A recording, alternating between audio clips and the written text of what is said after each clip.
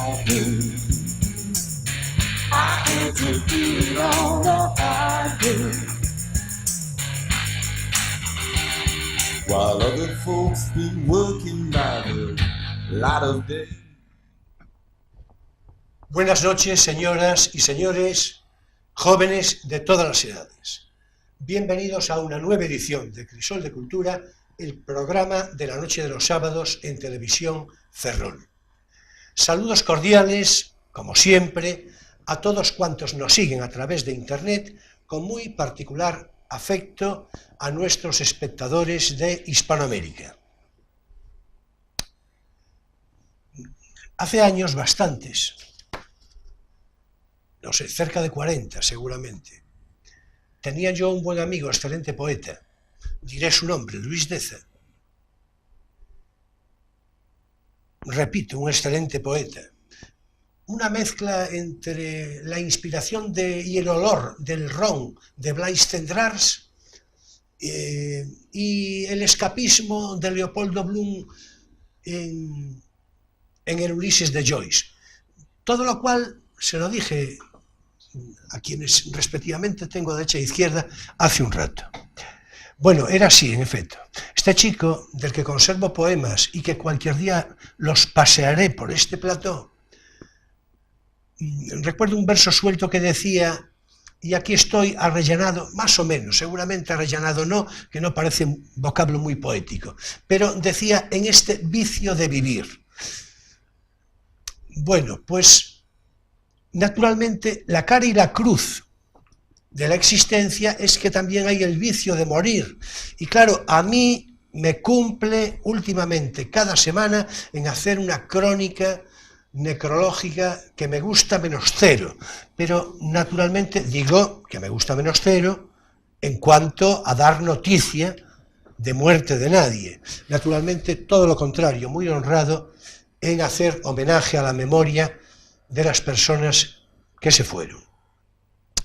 Pues sí, también hoy me cumple dar cuenta para honrar la memoria de dos personas recientemente fallecidas, las dos vinculadas muy especialmente al ámbito periodístico, una de las cuales tiene para mí además alguna proximidad emotiva en mi recuerdo personal, cuasi adolescente, en mi juventud primera, y el otro, porque fue un columnista que leí bastante, posiblemente muchos de entre todos ustedes también, de entre todos vosotros. Citaré en primer lugar, precisamente, a Juan Cueto Alas. Juan Cueto, para el periodismo cotidiano, ovetense del año 1942, escritor y periodista, fue un asiduo columnista del periódico El País, y se ocupó además de una publicación de cierto refinamiento intelectual, los Cuadernos del Norte, dedicados a sesudas cuestiones literarias y filosóficas. Era Juan Cueto un ilustrado a la francesa, y tanto así como que veía a la Revolución Francesa y a sus derivados en el orden cultural como un asunto periodístico, una forma de hacer periodismo en la historia, naturalmente por primera vez. Con todo el aspecto físico, psicológico, de tener cajas destempladas y acopio bastante de malas pulgas, era Juan Cueto, por lo que dicen quienes le conocieron y trataron, sinónimo de amistad plena y sentida, hondo amigo de sus amigos. Como fuera, vaya como atalaya de mi homenaje personal, el de este programa, Crisol de Cultura, la consideración de que llegó a proponer en su momento candidatos muy relevantes al premio de tonto contemporáneo. Y en palabras de su amigo Miguel Ángel Aguilar, el sentido que tenía de la amistad le impedía despilfarrarla con los estúpidos. Bueno, ya voy naturalmente estando muy de acuerdo con Juan Cueto. En fin, yo no sé si coincidiríamos del todo Juan Cueto y yo en la selección enteramente completa de los candidatos más a propósito a esos tontos contemporáneos. Pero seguro que en muy buena parte sí, y en todo caso, la iniciativa en sí misma ya me parece de largo elogio y de larga inteligencia inspiradora. Y parece que él, Cueto, fue el que acuñó el término progre. Eso sí, dígase ya con todas las consecuencias, ya piadosa o jubilosamente, como mejor se le acomode a cada cual. En fin, Juan Cueto quede en la memoria periodística, en la memoria literaria. Y hace muy pocos días falleció otro periodista de fina tradición literaria, ensayística también, reconocido crítico de cine y literatura, Arturo Lezcano Fernández, nacido en Orense en septiembre del año 1939. Redactor jefe y algo más tarde director de Ferrol Diario, durante los primeros años 70 del pasado siglo XX, naturalmente coincidió con mis primeras colaboraciones en ese periódico y hasta guardo la curiosidad agradecida de que había mediado con su importante opinión con ocasión de una carta abierta que me habían enviado al periódico por unos artículos que yo había escrito sobre el convulso Portugal de entonces, febrero del año 1975, en aquel momento del todo efervescente la Revolución de los Claveles.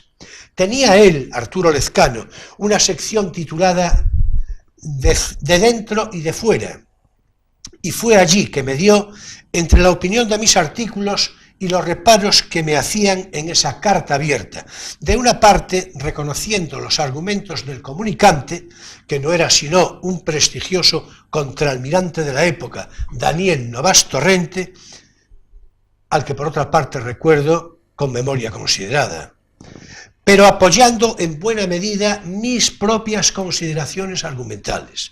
O sea, un cierto equilibrio salomónico, el de Arturo Lezcano, exhibiendo al tiempo maestría periodística. Arturo Lezcano, que procedía del periódico La Región de Orense, estuvo vinculado más tarde, durante años, a La Voz de Galicia. Era un fino escritor de buena literatura, un estilista de la crítica pulcro y educado, amantísimo del cine, sobre el que escribió cosas de mérito en diferentes publicaciones.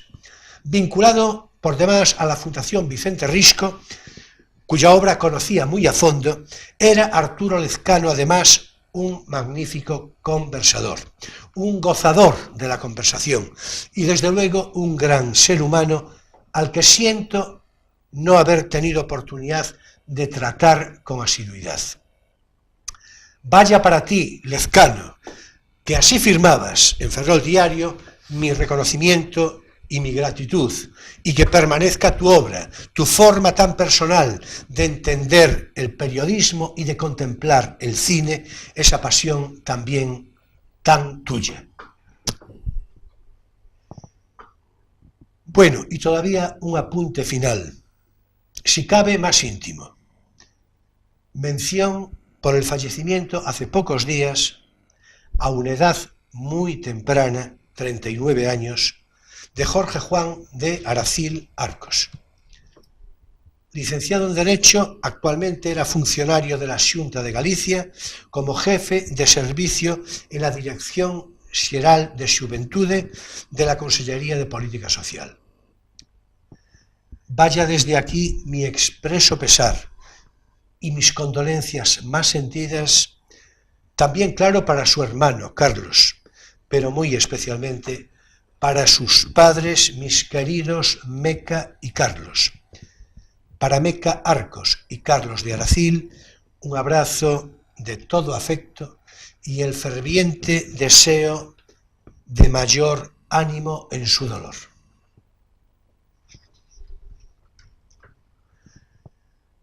Bueno, y bien, nos visita hoy Miguel García Corral, uno de nuestros economistas de cabecera. Ya lo anuncié la pasada semana. Ferrolano, nacido en Valdoviño. Miguel García Corral está vinculado en experiencia docente y empresarial, naturalmente, a la economía como ciencia y práctica, también como cábala, que por ahí le va a la economía tantas veces, ¿verdad? Es asesor de empresas, e instructor de cursos de orientación profesional. En fin, dicho sea así a grosso modo y al montón. Y por otra parte, siempre lo subrayo, porque es de justa importancia hacerlo, está vinculado en gestión activa y directa al club de prensa de esta ciudad de Ferrol. ¿Y para qué decirlo? Hoy, naturalmente, vamos a hablar de economía, de cómo va y de cómo podrá ir a corto plazo la economía en España en general y ya más en particular en Galicia, en Ferrol, y porque además andan por ahí en suerte de almoneda y chamarileo, nada menos que los presupuestos generales del Estado, pues anda que no tenemos materia. En fin, que voy a saludar a Emilio Saldaña, que está a mi derecha, en fin, casi como la Trinidad. Daré la bienvenida a Miguel, nuestro invitado, y ya sin más le entramos a la conversación.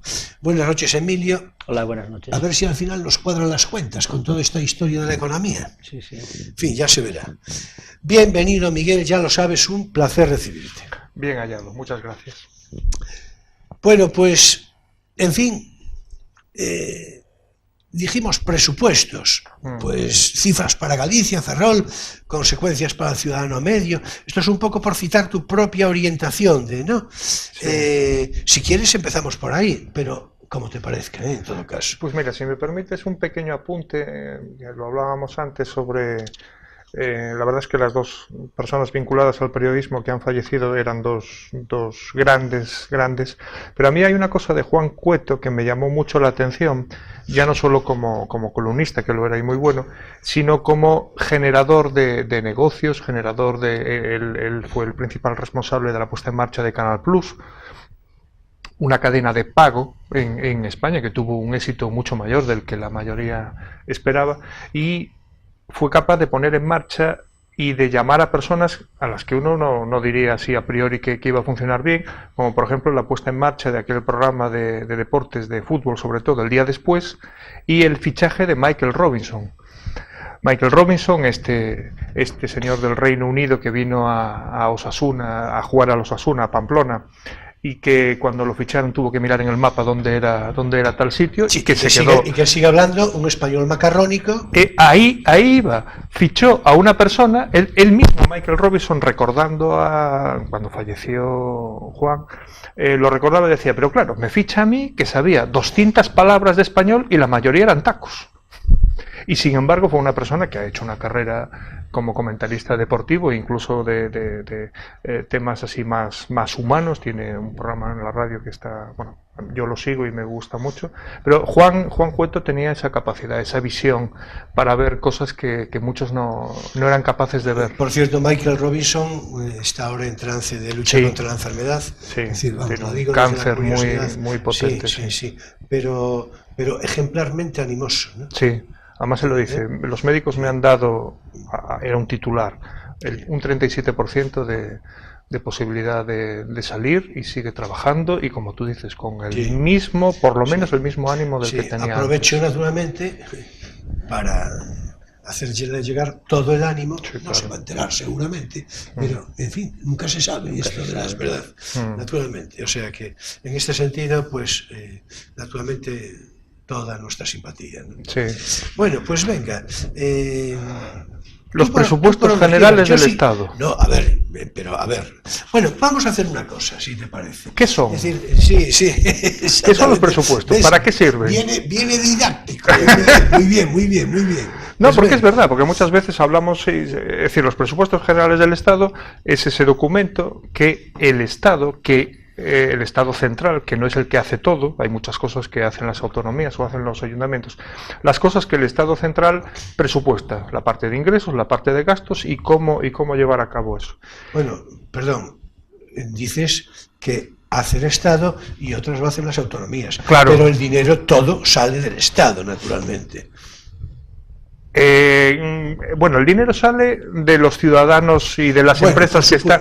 Claro, porque hay impuestos que son estatales, digamos, hay otros que son, Sí. qué sé yo, el IBI, por ejemplo, el IBI que acabamos de pagar a finales de año es un impuesto municipal que cogen los municipios. Entonces claro. ahí, claro, el Estado coge la gran parte de los ingresos, es cierto, la gran mayoría, un porcentaje elevadísimo, los recauda y los gestiona el Estado y lo distribuye.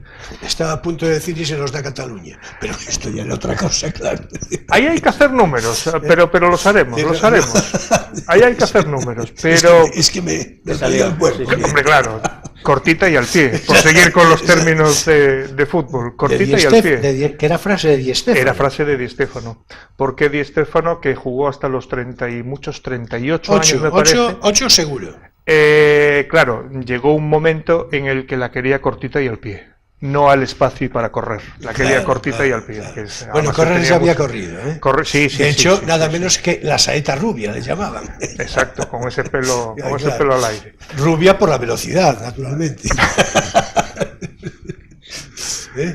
Bueno, adelante. Pues vamos a ello. Pues los presupuestos generales del Estado tienen una tramitación que es interesante que la sepamos. Primero, Pues venga. primero se pone el techo de gasto, que ahí fue donde este gobierno tuvo el primer tropiezo. El techo de gasto lo decide en Congreso y Senado. El Senado tiene la última palabra desde hace unos años. Y el Senado le negó el techo de gasto a este gobierno. Este gobierno puso un techo de gasto más elevado, un techo de gasto teóricamente con el que Europa estaba de acuerdo. Europa nos permitía tener ese techo de gasto y eso explica en parte estos presupuestos, explica en parte el incremento de los ingresos, el incremento de algunos impuestos que podemos comentar después. Y ese fue el primer tropiezo. La segunda cosa que nos toca en febrero, porque en enero no hay plenos en el Congreso. Enero es un mes inhábil, que yo creo que este año de manera extraordinaria merecería haber sido hábil para empezar antes la tramitación. La resaca de las fiestas. Sí, es algo que hay que superar. Pero bueno, hay países donde enero no es hábil, pero hay países donde sí. Y en este caso, donde los presupuestos se han presentado más tarde, pues debería de haber sido hábil. En febrero se discute las enmiendas a la totalidad, es decir, se discute si el Pleno del Congreso acepta por lo menos discutir partida por partida esos presupuestos y si todo fuese bien, cosa que va a ser complicada, si todo fuese bien tendríamos presupuestos para abril. Es tarde, sí, es tarde, pero bueno, los presupuestos del año anterior se lanzaron en abril y se aprobaron a finales de junio, 2 semanas antes de que cambiase el gobierno, entonces las cosas como son. Y esa es un poco la mecánica que van a tener los presupuestos y podemos entrar Pues yo decía a valorar. Almoneda y Chamarileo, pues en realidad por ahí le iban, ¿no? Claro. Es decir, en eso está, de ahí lo de abril. Sí. De ahí lo de Sí, abril. entrarían en abril. Sí. Si se aprueban a la altura de abril Sí. y habría pues Y si eso, no 8 abril, meses. pero del año que viene, claro. Y si no, se volverían a prorrogar los Eso, presupuestos. prorrogar. Claro. Prorrogar, claro. Y se gobernaría a través o los cambios de este gobierno los intentaría hacer a través de decreto ley. Por ahora le han funcionado todos, excepto uno, el El alquiler. del alquiler. El del alquiler que lo tumbó. Sí, que vamos a Unidos referirnos Podemos. ahora también. Después nos Bueno, en referiremos. todo caso, yo que quiero pasarle, en fin, los trastos de tal a Emilio, voy ya a hacer un comentario que yo creo que ya le iba a entrar Emilio por ahí, pero bueno, tú ya vas pensando sesudamente qué decirle. Lo comentamos hace poco. Es que si no, después avanza el programa y nos despistamos. Claro. Vamos a ver. Subida del salario mínimo, Sí, entonces perspectiva de destrucción de empleo. sí. Es con- una pregunta que ya te hicimos otra Claro, vez que... en Sí. efecto. Por Sí. eso lo traigo como el siguiente panorama. Digo panorama para que, en fin, para que a partir de ahí tú ya... Vamos a ver. Hay, bueno, 900 euros al mes, es así, Sí. a partir del 1 de enero. Es decir, que es lo que está vigente. Este Bien. mes ya el salario mínimo son 900. 900, exactamente, eso quiero decir. Bien, entonces, hay opiniones, naturalmente, opiniones, digo, de colegas tuyos, ¿no? Es decir, Lo que pasa es que cada cual desde su perspectiva de conclusión, ¿no? Claro. Entonces, las consideraciones que al caso estos especialistas sobresalientes barajan, además te voy a decir algún nombre porque te van a sonar, como es natural, ¿no? Por ejemplo, Rafael Pampillón y José Ramón Pin hablan de que dicen que se va a penalizar, que se penalizará la competitividad provocando desaceleración del empleo, pero con matices de algunas diferencias, con algunas... las conclusiones son semejantes en lo fundamental, ¿no? Pero tienen matices diferenciales. Y Raymond Torres, de FEDEA, la Fundación de Estudios de Economía, habla de que, por cierto, esto me parece a mí, esta frase, esto es para ver, yo creo que es un lenguaje eufemístico, claro, así, naturalmente, yo también me pronuncio, y lo digo con toda consideración a Raymond Torres, que a lo mejor en el momento que lo dijo, no estaba muy inspirado. Dijo lo siguiente: no creo, que ya, en fin, no creo, ya vemos que es cualquier cosa menos una base científica, no creo que vaya a tener gran impacto, y puede, bueno, puede reducir la precariedad. Bueno, a mí ya me vas aclarando qué es esto. Aún así, reconoce que se destruirá empleo, lo cual ya es de aurora boreal, ¿no? Después de la... Y destaca además que lo más aconsejable, en esto sí estoy de acuerdo, creo que lo vamos a estar todos, es que en este tipo de incrementos resulten tales por acuerdo entre la patronal y los sindicatos y no por vía de decreto ley gubernamental, como fue el caso. Sí. Bien, ¿estás de acuerdo en que eso de que no creo que vaya a tener gran impacto y pueda reducir la precariedad? Pues en fin, pero a lo mejor es que os explicáis así los economistas a veces. Para no pillarse los dedos, a lo mejor. Bueno, de hecho, una de las mejores definiciones que tiene ser un buen economista es explicar muy bien por qué equivocamos nuestras predicciones. Muy bueno, muy bueno. Eso es muy bueno. Bueno, hay que decir una cosa, Miguel está aquí por muy variadas razones, sobre todo doctas de lo suyo, pero por el sentido del humor, esto ya me encargo yo con toda seguridad, es decir, tiene un sentido del humor, ¿verdad? Hombre, acreditado ya en programas anteriores, por otra parte, ¿no? Cortita y al pie. Bueno, y en todo caso, tú ya le entras por ahí lo que quieras. Sí, yo quería recordar que cuando te pregunté me dijiste que tú pensabas que no había motivos para la destrucción de empleo, que eso había incluso algún estudio sobre las políticas americanas en la posguerra, que avalaban que no se destruía empleo con subidas lineales del salario mínimo, y tu posición era, digamos, contraria a estas que ha traído Manuel, en el sentido de la primera, que dice que habrá, o sea, que esto trae destrucción de empleo, y también en el sentido de la segunda, que, bueno, deja ahí una amenaza flotante con mucha sutileza y mucho cuidado y tal, pero que la deja. A ver, es bueno, yo busqué, a raíz del programa que hicimos, busqué estudios empíricos, que en esto de la ciencia y no de la cábala es lo que debemos hacer, ¿no? Busqué estudios empíricos que relacionasen subidas importantes, porque esta es una subida muy importante. La otra gran subida de nuestra economía en tiempos modernos o contemporáneos fue la subida en tiempos de Zapatero, que en los 4 años de su primera legislatura, si no recuerdo mal, partimos de 430 y algo euros y llegamos a 600. Fue una subida paulatina, creo que fue en 3 ejercicios, y fue una subida, eso sí, de acuerdo con sindicatos y organizaciones empresariales. Y es verdad que a lo mejor 430 y pico euros era una cantidad irrisoria. Estamos hablando de que vivir 400 y pico euros no tiene sentido. Es imposible, ¿no? Entonces, esta es una subida muy importante de 720 y pico euros a 900. No olvidemos que son 14 pagas. No son 12, son 14 pagas, entonces dividido entre 12 nos sale a 1040 y algo, 1050 euros. Y yo busqué estudios empíricos. No hay muchos casos de una subida tan importante. La mayoría de casos nos dan unos resultados en el cortísimo plazo, hablo de meses, de leve destrucción y después de incremento. ¿Por qué? Y es bueno que de la macroeconomía bajemos a la microeconomía.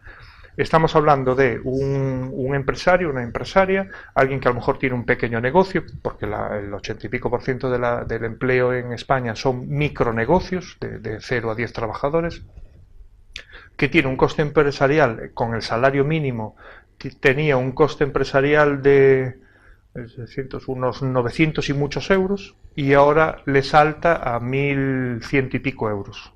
Lo que le cuesta al empresario pagarle a ese trabajador con las cotizaciones sociales.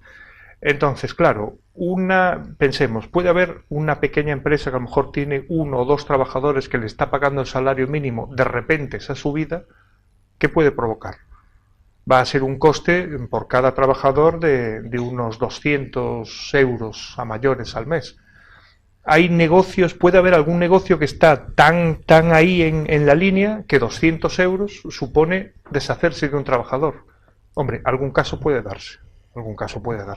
Entonces, y puede haber algún caso que a lo mejor pues tienes un número de trabajadores a lo mejor un poco más importante, y que estoy pensando a lo mejor en sectores como el textil o como la ayuda familiar, este tipo de sectores, que hace que, oye, pues de repente tengo 7 o 8 trabajadores, pues tengo que reducir uno, porque el coste salarial me sube mucho, tengo que reducir uno.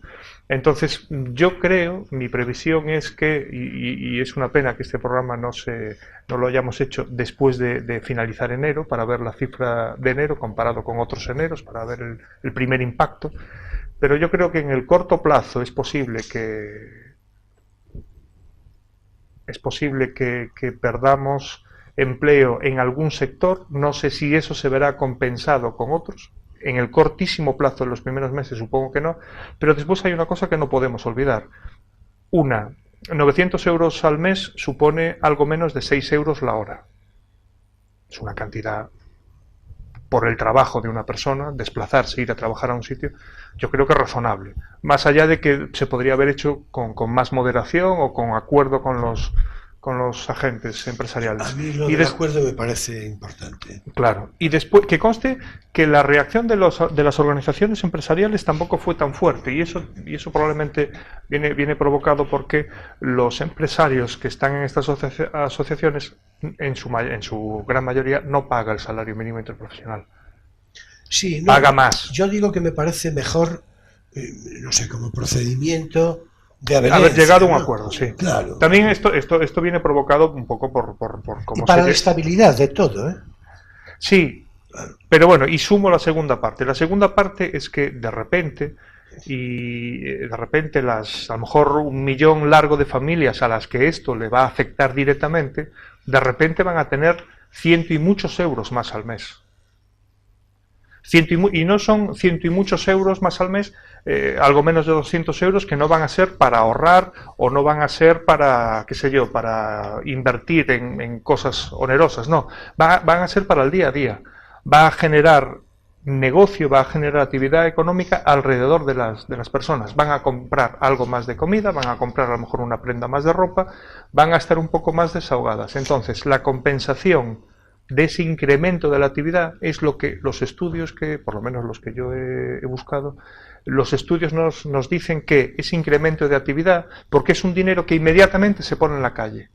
No es como, por ejemplo, la reducción de 2 puntos a una renta alta, a una renta de 100.000 euros al año. Por ejemplo, 100.000 euros al año, me bajan 2 puntos el impuesto, pues me lo meto en el banco. Lo ahorro, porque realmente estoy gastando lo que no deseo gastar más. Esos 2.000 euros no me van a suponer nada más. Pero sin embargo, estos 100 y muchos euros de estas familias van a ir directamente a la actividad económica. Y eso es lo que los estudios nos dicen que compensa la bajada de empleo inicial. Ya. Bueno, vamos a ver.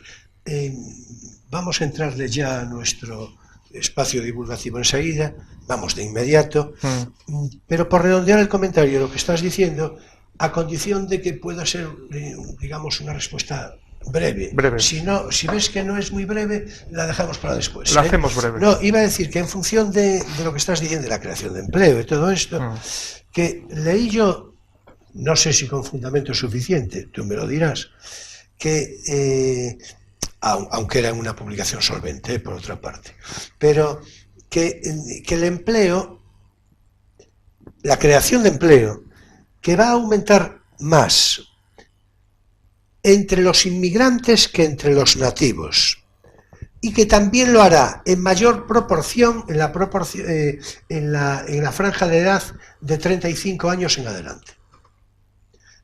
Esto es así porque, claro, es que esto desde el punto de vista social tiene su aquel, ¿no? No tengo datos que puedan avalar eso. El cómo se incrementa el empleo va a depender de varias cosas. Sobre todo va a depender de que, en la medida de lo posible, decidamos a qué queremos dedicarnos en España. Es decir, decidamos si queremos ser más Alemania o queremos ser más sur. Es decir, queremos hacer coches de más tecnología o queremos hacer más utilitarios, ¿no? Entonces ahí vamos a ver si vamos a poder contratar a toda la producción de buenos técnicos y de universitarios que tenemos en nuestro sistema educativo, o vamos a dedicarnos a cosas con menos valor añadido. Deberíamos de ir, obviamente, hacia lo primero. Bueno, volvemos enseguida a esto, por redondear el comentario ya, y ya le entramos. Bueno, ahora es tiempo para nuestro espacio divulgativo. No tienes por qué saberlo.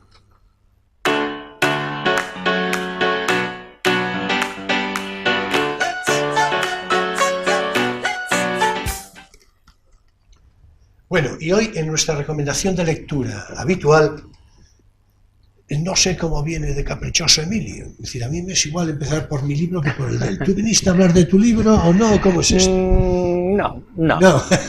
Me da lo mismo empezar que acabar. Bueno, pues entonces, hoy vamos a cambiar, entonces, el otro día fui yo, ahora, es que, en fin, empecemos por el tuyo. Aunque sea porque es más cortito, y sí, sí que no se, eso sí que yo tengo que pararme, sí que no se aguanta de pie. Pararme un tiempito el mío, sí, claro. Sí. No, esto es una cosa breve, es un libro breve porque, de hecho, no solo es un libro de pocas páginas, es un libro además de letra grande, muy cómodo para leer, o sea que es un libro, vamos, relativamente corto. Yo creo que, en todo caso, lo hiciste un poco a propósito para...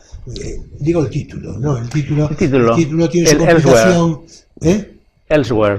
Han mantenido el título en inglés. Pero sí, yo creo que es una especie de guiño para, ¿verdad? Bueno, es una novela de miedo.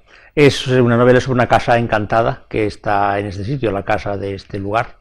Entonces tiene una portada muy bonita, con una, en fin, así. Y es una novela clásica de fantasmas. Clásica pero contemporánea. El escritor, el William Peter Blatty... Es que los fantasmas son atemporales. Sí. Por definición, ¿verdad? Pues... Los hay en todas las épocas. Ah, eso sí. Hombre, bueno, esos también, los que estás pensando desde luego. Pues es el autor de El Exorcista, el escritor de la novela del Exorcista y el autor del guión de la película, o por lo menos coautor del guión. Que callado te lo tenías, que ya ves que nos mueve admiración inmediata. Claro. Entonces por eso es así, aparte de haber dirigido él también alguna película y un poco siempre en el ámbito ahí de lo fantástico y del terror, digamos. Entonces este hombre pues pasó mucho tiempo sin escribir, dedicándose pues eso, a dirigir, a guionizar y tal, y al cabo de bastante pues sacó esta otra novela que, bueno, tuvo cierto éxito. Aquí en España yo creo que no se ha conocido nada, entre otras cosas porque es una editorial un poco minoritaria, esta de Alberto Santos, editor. Alberto Santos es más conocido por su vinculación con la ciencia ficción, por haber dirigido colecciones de ciencia ficción. Había un Domingo Santos, que a lo mejor era su padre, pues que hacía antologías de ciencia ficción. Sí, yo tengo alguna. Pues él también está vinculado a esta cosa. Y en esta editorial, de hecho, hay algunas novelas de literatura fantástica y de ciencia ficción, y una guía de los hombres X, por ejemplo, de los X-Men. Y bueno, el libro se lee bien, es un libro bastante clásico, aunque el final es un poquito sorprendente, pero bueno, la típica historia de una señora que quiere vender una casa, que es una agente inmobiliaria, y entonces como la casa está embrujada y tiene fantasmas, que hay un crimen, pues convence a una medium, a un escritor escéptico y a otro más, de que vayan con ella y pasen un fin de semana en la casa del terror, ahí los cuatro, para demostrar que no hay fantasmas ni nada, y entonces poder vender la casa con facilidad. Pero tiene toda la apariencia de guión cinematográfico. Sí, pero claro, ya te imaginas que la cosa sale mal, porque efectivamente, efectivamente, el mal anida en la casa de Elsewhere. Y bueno, es un entretenimiento, una cosa, en fin, ligera para leer así cuando uno no quiere preocupaciones y para volver un poco a ser un niño y volver a pasar el miedo de los cuentos de toda la vida. Y bueno, está bien escrita y bueno. Bueno, pues entonces ese es recuerda por favor el título. Sí, Elsewhere, de William Peter Blatty, y está en Alberto Santos, editor. Sí, es un libro del 2010, o sea que yo creo que es bastante conseguible todavía. Y bueno, tengo aquí las opiniones críticas típicas de las contraportadas, ¿no? Probablemente la novela de fantasmas más original escrita en décadas, dicen ahí en un periódico, debe ser Denver Rocky Mountain News, que no conocerá nadie seguramente. Quizá en Denver. En Denver. Sí, en la montaña esta, ¿no? Rocosa de Denver, pues sí. Y bueno, pues esto es la proposición que hago. Bueno, y seguramente ese crítico, a lo mejor tenía algo de economista, porque ya dice probablemente. Ya es una ambigüedad, en fin. Bueno, qué mal estáis Bueno, poniendo a la es un profesión. crítico impresionista, no es un crítico científico. Es que es mucho más fácil ser crítico impresionista que científico. Claro, por supuesto. Mucho más fácil. Por supuesto. Por eso yo aprovecho. Es decir, claro. Bueno, vamos a ver. El libro que yo voy a recomendar, ya desde el primer momento, ya voy diciendo, siempre lo hago, vaya, pero en este caso de una manera muy particularmente importante. Va a ser difícil que lo consigáis, ya lo voy diciendo, no lo hice a propósito, pero yo no tengo culpa de que las ediciones... Bueno, por cierto, no es descartable que pueda haber alguna reedición que yo desconozca. En todo caso, vamos con la historia. Espejo de sombras de Felicidad Blanc. Espejo de sombras de Felicidad Blanc. Es un título que también podría ser una novela de miedo, ¿verdad? Sí, por cierto. Bueno, no lo es, pero ahora vamos con ello. ¿Quién es Felicidad Blanc? Que acaso buena parte de vosotros ya lo sepáis. Pues nada menos que la mujer que lo fue del poeta Leopoldo Panero. Y a partir de ahí, naturalmente, pues va a surgir la saga de los Panero, a la que nos vamos a referir enseguida, y que terminó tomando forma de cine en la película El Desencanto, una película que recomiendo muy especialmente que la veáis y que lo voy a recordar seguramente al final, digo al final del comentario, y que después tuvo una especie de continuación después de tantos años. La primera dirigida por Jaime Chávarri, con Elías Querejeta por el medio, y después Ramón Franco, es el que se ocupó de la segunda. Pero El Desencanto, la primera es la fundamental, la irrenunciable.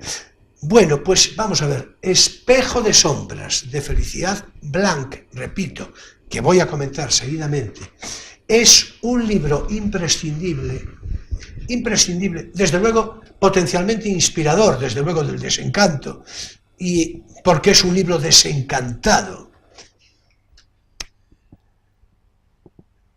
Vamos a ver, los Panero empiezan en Leopoldo Panero, que ya conviene ir diciendo que poeta meritísimo, meritísimo, de los poetas falangistas de la época, bien glosados, por cierto, en elogio por Paco Umbral y desde luego por mí mismo, sin ánimo comparativo. Un esteta de la poesía, que va a dar lugar a Leopoldo María Panero, un hijo, al que me voy a referir enseguida, a Juan Luis Panero, otro poeta espléndido, y a Michi Panero, que era un poco de todo. Mentes todas ellas brillantes, pero relaciones complicadas. Eso que serían llamar poetas malditos, con la evocación de Verlaine, de Rimbaud, es decir, ¿no? Especialmente en el caso de Leopoldo María. Sí, por supuesto. Es el de Leopoldo María de una manera directa, en fin, e inequívoca. Pues bien, Espejo de sombras, que voy a volver a enseñarla, porque es que ya veis que estoy yo enamorado de este libro. Espejo de sombras es una narración de memorias de su autora, claro, pero es que también, y acaso sobre todo, es un intento imprescindible de reconocerse en lo que fue ella, y las circunstancias, en lo que no fue, en lo que pudo ser, desde la perspectiva de una mujer, repito, Felicidad Blanc, dueña de una educación refinada, de una cultura y de un gusto literario especialmente singulares, una persona sensible, lúcida, hondamente inteligente. Escribe Felicidad Blanc una prosa, la de este libro, magnífica, viva, realmente descriptiva, que engancha al lector, que lo seduce, en realidad que lo penetra en un interés creciente. Y es además Espejo de sombras que por su naturaleza, su intención, sus reflexiones y desde luego cuantos y todos personajes describe suponen un hondísimo reconocimiento de cultura literaria, de sentimientos, de observaciones, de lances apasionados, confesos o entrevistos. En definitiva, toda una íntima introspección del alma humana y también naturalmente de la mujer enorme que fue Felicidad Blanc. Bueno, por este libro pasan, por ejemplo, Cernuda, de quien ella estuvo enamorada, con quien tuvo una relación en Londres interesantísima. Claro que Cernuda, en fin... No pasaría de un amor platónico. En efecto. Déjame adivinar. En efecto, estaba yo esperando a ver si le entrabas al... Pero en todo caso ella estaba enamoradísima de Cernuda, compatible, claro, con Leopoldo Panero, pero claro, es que Leopoldo Panero pues la tenía un poco preterida en la relación cotidiana, que no en el caso de Cernuda, no era eso. Pero bueno, de verdad, yo creo que lo definí de un modo bien pertinente. Era eso, una íntima introspección del alma humana y una cantidad de personajes. Bueno, naturalmente por aquí pasan poetas los que queráis. Luis Rosales, por supuesto, del que era otro poeta falangista, del que era íntimo amigo de Leopoldo Panero, naturalmente. Es decir, por cierto, lo comentaba hace un momento con Miguel, también con Emilio, y me decía Miguel que estuvo en Astorga hace muy poco, en fin, casi buscando el rastro de los Paneros, ¿no? Es decir, bueno, pues en efecto, es que Astorga es la gran inspiración de esa casa y de esa familia. Voy a permitirme leer como ejemplo suelto unas líneas de este libro, unas líneas sueltas y breves, pero que yo creo que ya, en fin, creo que son explicativas y suficientes como estímulo, ¿verdad? Escribe Felicidad Blanc. ¿Qué escribes?, le pregunto. Nada, son apuntes, dice Leopoldo. Hay días en que nuestro amor desciende. Da la sensación de que no me comprende, de que lo mejor de mí no lo valora. Una tarde reñimos. Aquello se acaba. Al día siguiente estoy enferma. Tengo algo de fiebre. Pero por la tarde recibo una carta de él. Tiene dentro un poema. Es el Cántico, su primer poema de amor a mí. Y digo yo, esto lo digo yo, ese poema empieza así. Es verdad tu hermosura, es verdad. Cómo entra la luz al corazón, cómo aspira tu aroma, de tierra en primavera el alma que te encuentra. Así empieza y termina así. La presencia de Dios eres tú, mi agonía. Empieza poco a poco como la sed. Tú eres la palabra que el ángel declaraba a María, anunciando a la muerte la unidad de los seres. Continúa Felicidad Blanc. Le llamo emocionada. ¿Era eso lo que escribías en el Instituto francés? Era eso. Son días de amor intenso, aunque yo creo que pongo más que él. Él lo ha puesto en el Cántico.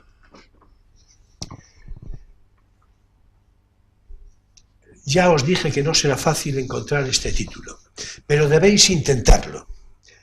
Espejo de sombras, de Felicidad Blanc.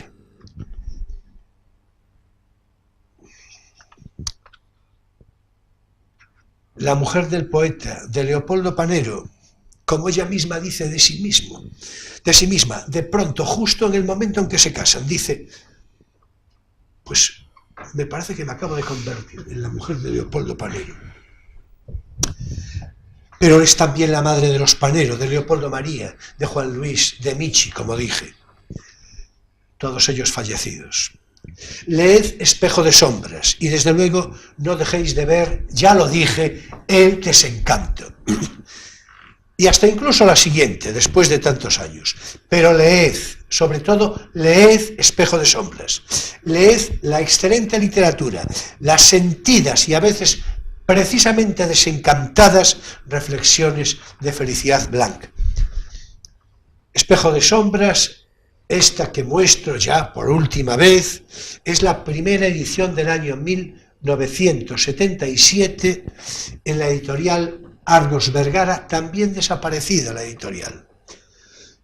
En fin, y hasta aquí nuestro espacio divulgativo.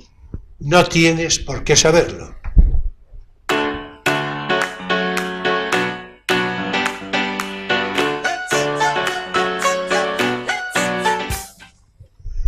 Bueno, ya le podemos seguir a lo nuestro, que en fin, ya hay que darle, ¿verdad?, un cierto meneo. Simplemente era la curiosidad, sin pararnos por favor mucho, Miguel, eso de los inmigrantes, que no dijimos nada, eso de que haya más proporción de aumento de empleo en los inmigrantes que en los nativos. ¿Tienes tu noticia de que sea así?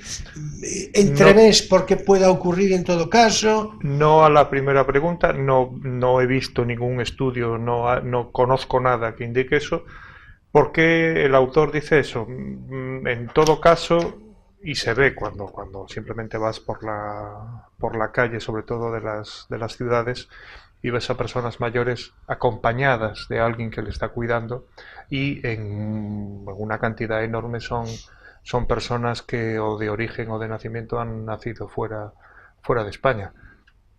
Pero más allá de eso, del envejecimiento... Eso estimativamente no puede ser mucho, quiero decir. No, el porcentaje de personas, de mujeres, bueno, el porcentaje de mujeres ya es elevadísimo, hablamos de las personas que cuidan a... Sí. Hay una noticia, por cierto, y hago este breve inciso, en los presupuestos generales del Estado, que es muy bueno para las personas que cuidan a sus familiares. Recordaréis que hace unos años se eliminó las cotizaciones sociales de esas personas cuando eran familiares, que supuso un bofetón muy grande a muchas personas, mujeres en su inmensa mayoría, y estos presupuestos las recuperan. Es decir, una persona que cuida a su padre, a su madre, a su tía, a su abuela, y que obviamente son muchas horas y no puede tener otra ocupación fuera de ese domicilio, pues esas personas recuperarían la cotización social. Y es verdad que en este sector hay un porcentaje muy elevado de personas inmigrantes que están trabajando en este sector, y obviamente el envejecimiento de la población en España es un hecho incontestable. Bueno, vamos a ver.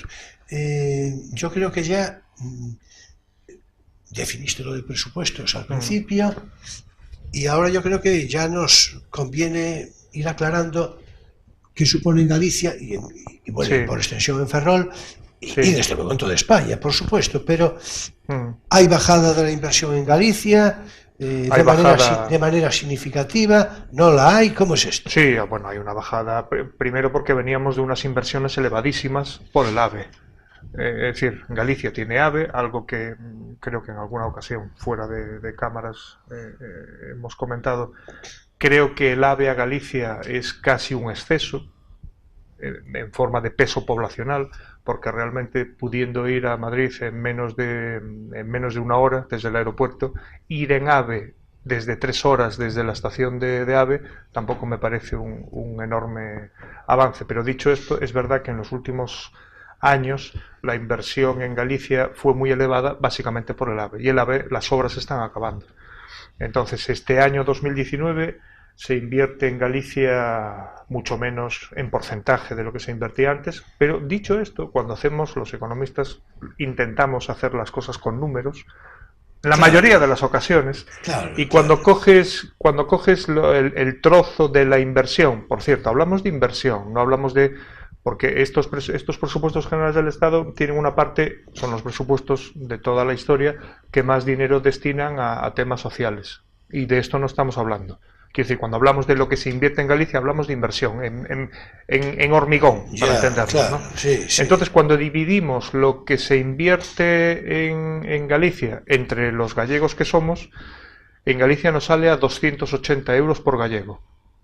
La media, tengo aquí el dato, la media nacional son 261. O sea que incluso este año, que ha bajado un poco ha bajado bastante, estamos por encima. Y el peso de nuestra economía, de la economía de Galicia, es el 5,2%, y los presupuestos generales del Estado en Galicia invierten un 6,2%. El año pasado invertían un 9%, casi el doble. Los presupuestos del año pasado estaban presupuestados invertir casi el doble de lo que es el peso de la economía en Galicia. Mira, y por cierto, tal vez no tenga respuesta, pero tú sabes por qué no acaban de firmar lo de las fragatas. Ya sé que se va a firmar, pero Sí, quiero decir, en abril, sí. es que se va aplazando. Yo leí que en abril se va a Yo firmar. creo que Sí, con lo decía como una cosa segura, con una pero estrategia, no sé cuál, pero en fin. Oiga, fírmela usted. Técnicamente no sé por qué es. Claro, Técnicamente no sé claro. por qué es. Lo que sí nos llenó de enorme tranquilidad fue que en el penúltimo Congreso de Ministros, los 4.300, no sé Sí, cuántos salieron millones aprobados. salieron Claro, aprobados. claro, Entonces, sí, eso sí. nos...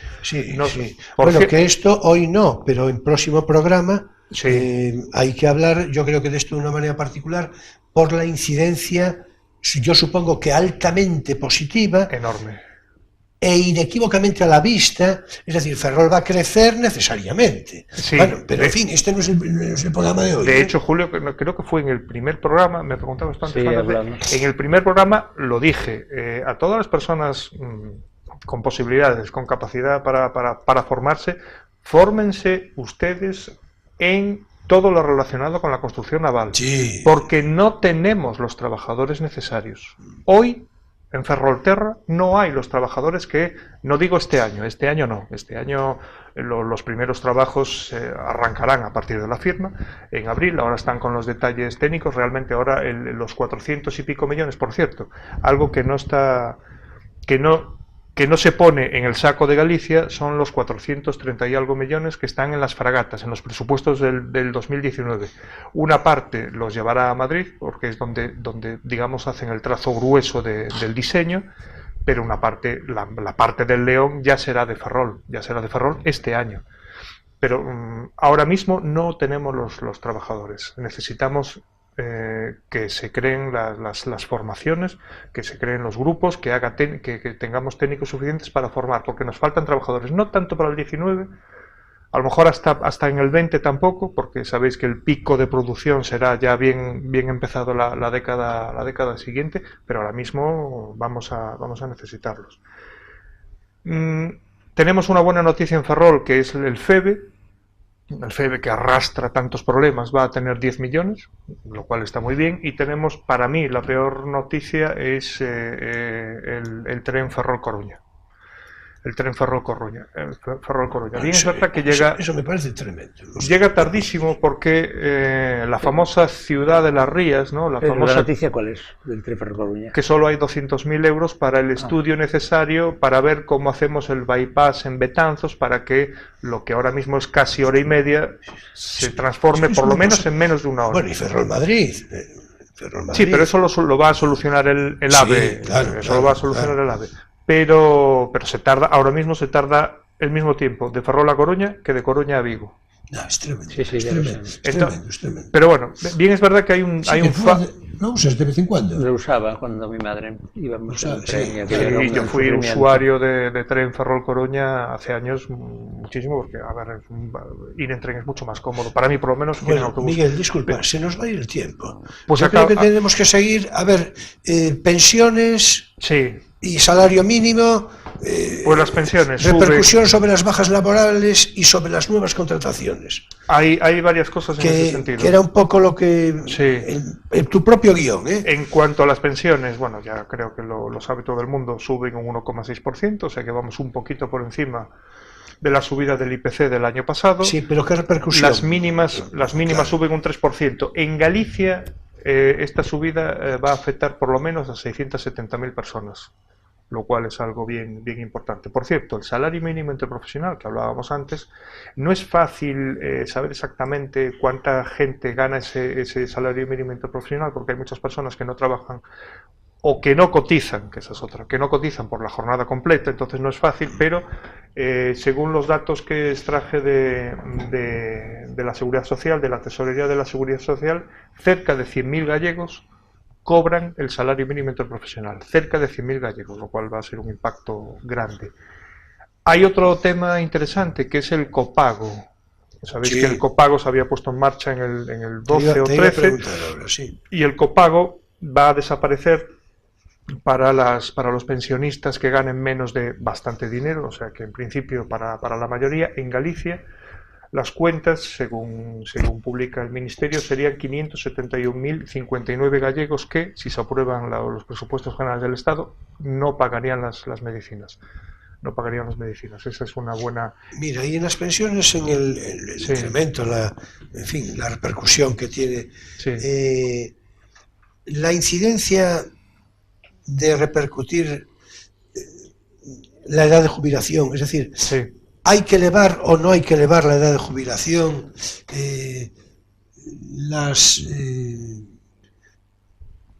Las prejubilaciones han de tomar un carácter de mayor exigencia. muchísimo más. Es lo que pregunto. En mi opinión, yo creo no necesario subir la edad de jubilación. Lo que tenemos ahora mismo. En mi opinión no es necesario. Lo que sí es necesario, y bueno, y lo digo con las excepciones lógicas, no es lo mismo trabajar un trabajo de oficina que estar colgado de un andamio o de meterse en una mina, que ahora ya probablemente en el 2019 desaparecerán todos los trabajos de minería, porque cerramos prácticamente todas las minas.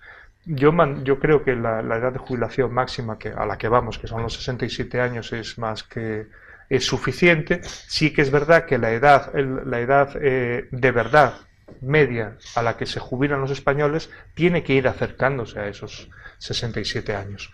Entonces yo creo que siendo mucho más estrictos con las prejubilaciones, por un lado, sobre todo con las prejubilaciones no de sectores de trabajo manual, y al mismo tiempo incentivando, lo hablábamos antes del programa, hay muchas personas que trabajan en sectores, ya digo, de no trabajo manual, que perfectamente pueden seguir trabajando más allá de los 67 años y perfectamente incluso pueden compatibilizar, recibir, a lo mejor no toda, pero parte de la pensión y seguir teniendo ingresos, incluso ingresos regulares.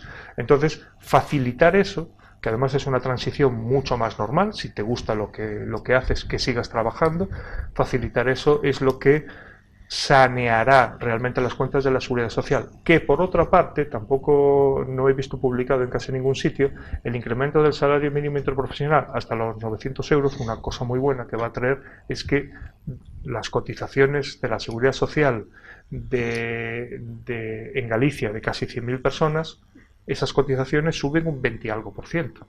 Es decir, la caja de la Seguridad Social va a recibir por abajo un empujón interesante para mantener esto. Hay otro detalle que tampoco he visto, Julio, si me permites, por el lado de los ingresos, porque es verdad que los ingresos de estos presupuestos generales del Estado tienen una visión, vamos a decir, optimista. Hay una cosa que no he visto y que es una trampa, o no, depende de cómo se mire. Cambió la normativa, esto viene de Europa, cambió la normativa de la recaudación del IVA. El IVA en Hacienda se recauda mensual, es decir, las cuentas se hacen mensuales. Cada mes se coge el IVA. Bien, arrastramos un mes perdido por el cambio de la normativa sin contabilizar. Y un mes de IVA en España son 5.000 y algo millones de euros. Pues ese mes se va a contabilizar este año, en el 2019. Es decir, en este año 2019 vamos a tener 13 meses de IVA. Y esos son 5.000 y algo millones que, digamos, que facilitan que se puedan cumplir por el lado de los ingresos estos presupuestos. Bueno, Emilio, dinos algo porque ya se terminó la historia. Dinos algo así. Y acabamos de empezar el año. Claro, claro. Y esto, cuando pase este año, porque el optimismo no es solo para este año, el optimismo ya es para siempre. Entonces, cuando pase este año 13 meses y volvamos a tener los años de 12, ¿qué va a pasar? Vamos a tener ahí un agujero en el optimismo, ¿no? Bueno, está sardónico, Emilio. Como debe ser. Pero sí, además yo me sumo con entusiasmo. Por supuesto. La última gran previsión que salió, además hace poco, la del Fondo Monetario Internacional, que bueno, ha tenido sus mejores y peores momentos. Fondo Monetario Internacional todos los economistas siempre vemos cuáles son sus predicciones, ¿no? Además habla de las predicciones del crecimiento en los distintos países. A Alemania le metieron un hachazo de 6 décimas de punto para este año, que se dice pronto, de bajada, y a España se lo mantuvieron, sorprendentemente, porque otros FUNCAS, por ejemplo, que tú lo mencionabas antes, le da una bajada del crecimiento de 1 décima o de 2 décimas, es decir, un leve descenso, ¿no? Porque además el crecimiento que hemos tenido estos últimos años se ha fundamentado mucho en las exportaciones, y las economías, digamos, del resto del mundo no van tan bollantes como iban hace un año, hace 2, entonces teóricamente el resto del mundo nos va a comprar menos. Y el Fondo Monetario Internacional decía que España no, que se iba a mantener su crecimiento, y daba por buenas, como hizo también la Unión Europea, las cuentas. Que conste y que el Brexit, por cierto, no nos va a afectar. Se supone que si hay un Brexit malo, por sectores nos va a afectar. Con esto ya lo vamos a dejar. Vale. Adelante con el Brexit. Por sectores, habrá sectores que nos afecte muy negativamente. Vamos a ver cómo se dirige el sector pesquero, sobre todo pensando en Galicia. En Galicia, el sector pesquero tiene una relación con el Reino Unido, porque ya no solo son todas esas aguas, una relación tremenda. Y tenemos también en el aspecto del sector textil y el sector automoción, son sectores que se pueden ver afectados porque somos eminentemente exportadores en España y en Galicia. Ya no digamos, si a Galicia le quitamos las cuentas de Citroën y de Inditex, sin duda, sin duda. Entonces sí que por ahí tenemos un problema. Bien, es verdad que todos estos movimientos también suponen una oportunidad. Hay muchas empresas que tienen su sede en Londres, sobre todo, que estoy seguro que todas las capitales europeas e incluso ciudades que no son capitales estarán dando tortazos para atraer a su propio país, pero bueno, yo creo que lo suyo, bueno, no digo nada que no haya dicho casi todo el mundo, lo suyo es que se encuentre un acuerdo, porque el Brexit además empezó con una muy mala decisión estratégica de David Cameron, cuando le sale muy bien por poco lo de Escocia y decide un segundo referéndum de algo tan complicado como eso. Entonces esperemos que se llegue a un acuerdo para un Brexit razonable, o incluso por lo menos, si no marcha atrás, un stand-by. Vamos a tomarnos las cosas con tranquilidad, vamos a una terapia de pareja, vamos a hablar un poco con unos especialistas y a lo mejor en unos meses, no lo sé. La verdad es que hay sectores que se verían perjudicados claramente, y puede que algún sector se viese favorecido porque, claro, producir en el Reino Unido, siendo un Reino Unido con frontera con la Unión Europea, pues va a ser más caro. Pero yo me refería, como decías tú, de las exportaciones, lo que exportamos allí, si realmente hay una caída de compras por una caída económica. Va a depender de cuáles sean los acuerdos. Es decir, si por ejemplo hay un periodo transitorio, que debería, porque la letra pequeña no la conocemos, no es pública todavía. Si hay un periodo transitorio grande que me permita, yo qué sé, si yo por ejemplo soy editor de libros, por ejemplo, yo edito libros y le vendo a Inglaterra. Si a mí me dan un tiempo, 18 meses, por ejemplo, en el que puedo seguir vendiendo con una tasa cero, bueno, pues ya nos vamos acomodando, ya vamos buscando las formas para, cuando pase ese periodo transitorio, pues a ver cómo lo hacemos, ¿no? Pero bueno, tiene que ser una cosa razonable, como todas las cosas de la vida, por otra parte. Bueno, pues con este comentario sobre el Brexit y con esta recomendación de la terapia de pareja, que ya me quedo yo con eso, que me parece del todo a propósito, en fin, ahora es tiempo para nuestro espacio lírico. Poesía eres tú.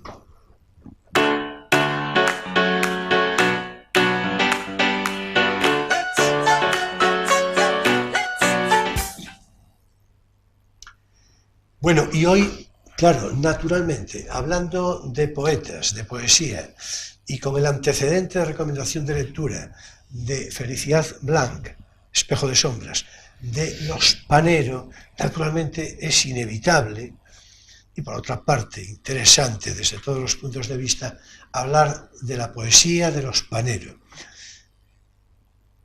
Todos los Panero, acaso Michi el que menos, pero todos los Panero fueron padre Leopoldo, el hijo Leopoldo María, seguramente el más brillante, el más heterodoxo, ¿no? Pero también Juan Luis era un extraordinario poeta.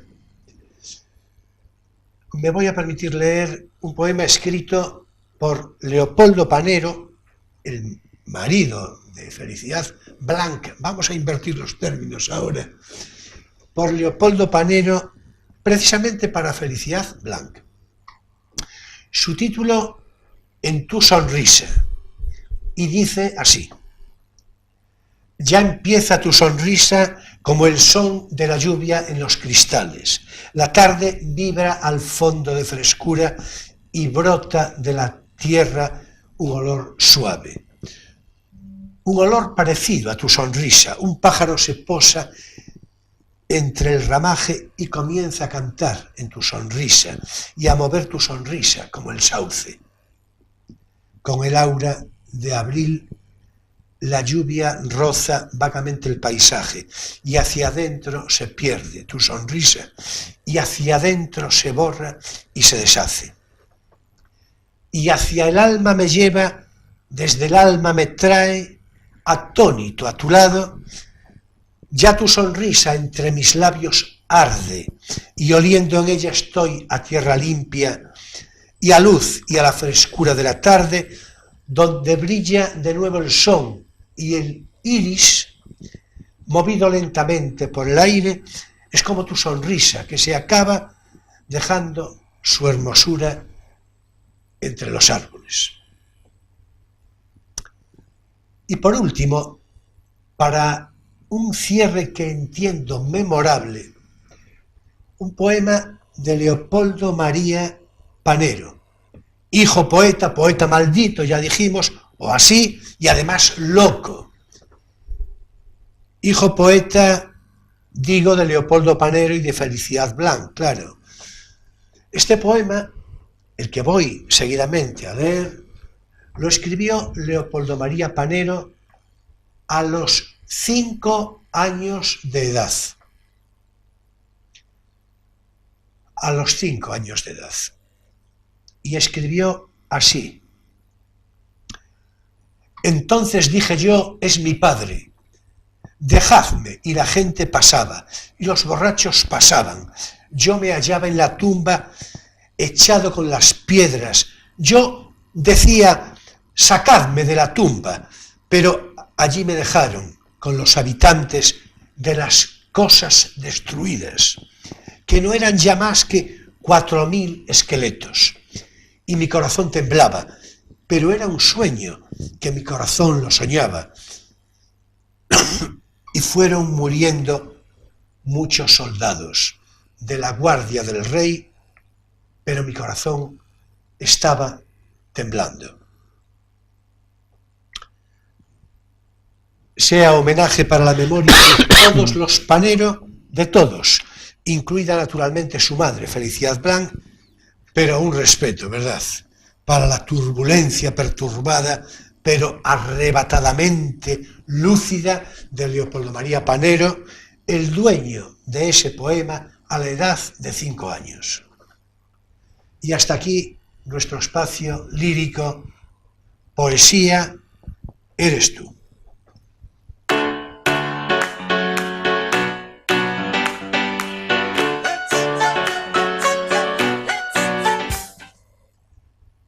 Bueno, finaliza también aquí Crisol de Cultura, naturalmente, en este sábado 26 de enero de 2019.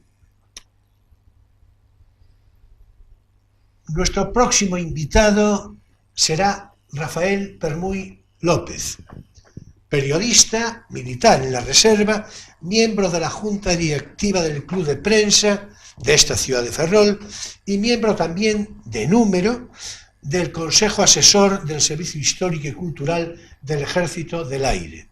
Por otra parte, con quien tengo buena amistad, y con él vamos a hablar, yo creo que de un tema particularmente apasionante. No lo tengo todavía del todo, elaborado, pero creo que finalmente vamos a hablar sobre el periodismo actual. El periodismo, naturalmente, encorbatado, con pajarita, el periodismo lúcido, el periodismo ingenioso, el periodismo histórico y el periodismo carroñero, el periodismo, bueno, en fin, los calificativos del próximo día. Porque lo cree Rafael, y desde luego lo creo yo, que es un momento particularmente delicado, pero particularmente delicado, en el que muchos periodistas, en la azotea que tienen en la cabeza, se creyeron que son los reyes del mambo.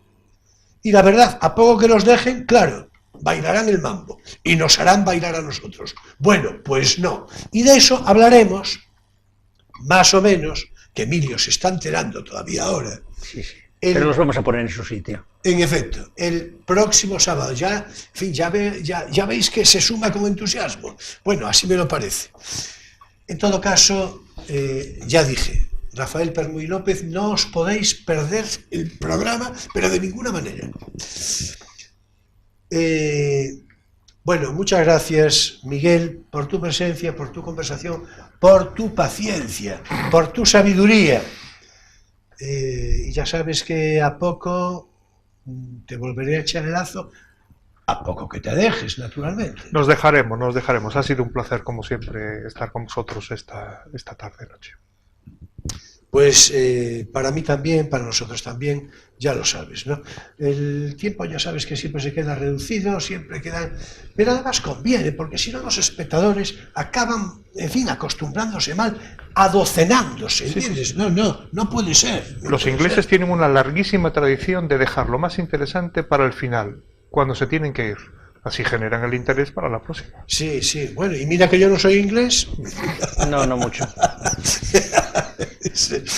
No mucho, cierto. Pero bueno, por cierto, yo tengo admiración por los ingleses en general, me refiero incluso ahora con el rollo de Brexit. Sí, admiración digo en términos históricos por el pueblo inglés y todo esto, naturalmente desde la enemiga que supone España en términos históricos también. La pérfida Albión. La pérfida Albión, justamente. La pérfida Albión, eso es lo que le cuadra.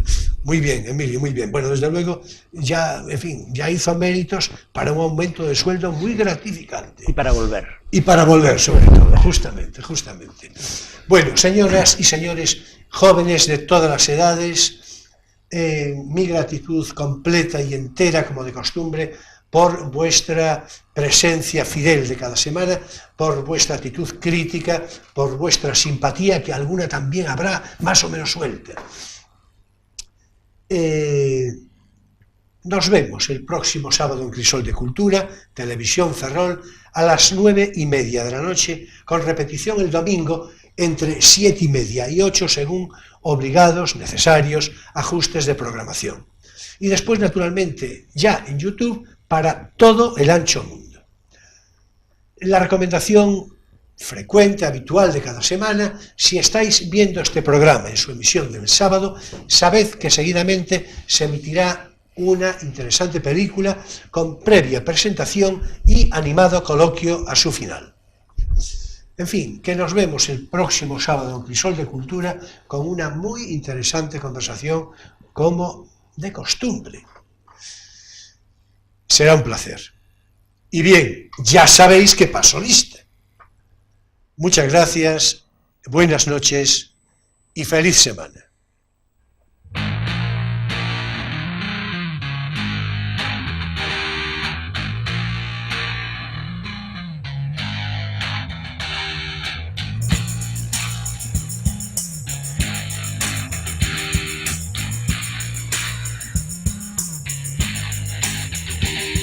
It's hard way.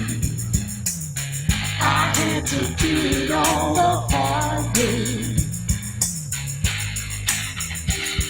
It's hard way. I had to do it all